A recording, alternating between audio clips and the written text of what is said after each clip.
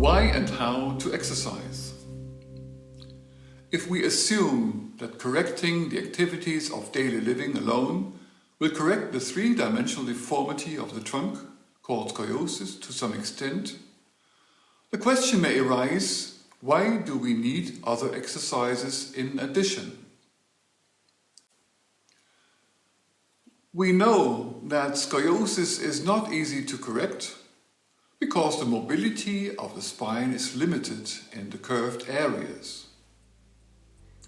Therefore, it is necessary to mobilize the spine as much as possible and strengthen the correcting muscles as much as possible to support the best performance of activities of daily living, or ADLs for short. To achieve this, we need exercises that provide the best possible correction of the deformity. And what could be better than correction to the opposite side?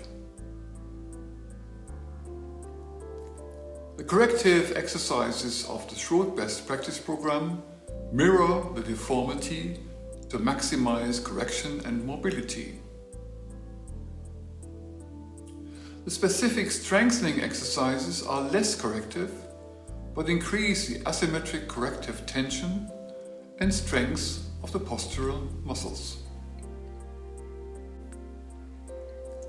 A 12-year-old patient with a thoracic curve of 43 degrees, left in resting position and right performing the 50 times exercise for a functional 3-curve pattern.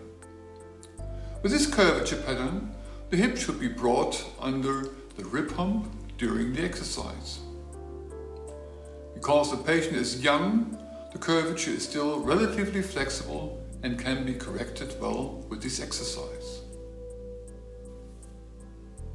From the side, a normal lateral profile can be seen by simply pushing out the lower ventral ribs as well as the chin.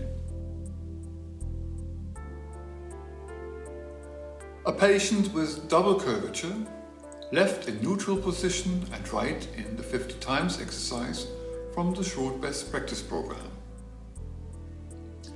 It can be seen that not only the thoracic curve, but also the lumbar curve has been mirrored in this exercise. When the image of the patient in the 50 times exercise is turned on its side, the magnitude of the correction achieved is clearly visible. Both curvatures are clinically overcorrected. A patient performing the muscle cylinder exercise, correction of the sagittal profile is evident with the specific approaches of the Short Best Practice Program. If you can correct your curve pattern and learn your corrected ADLs easily, your goal should be what we call 23-hour postural management. If you can automate your ADLs without having to think about them, you will not need to do the correction and strengthening exercises from the short portion of the program every day.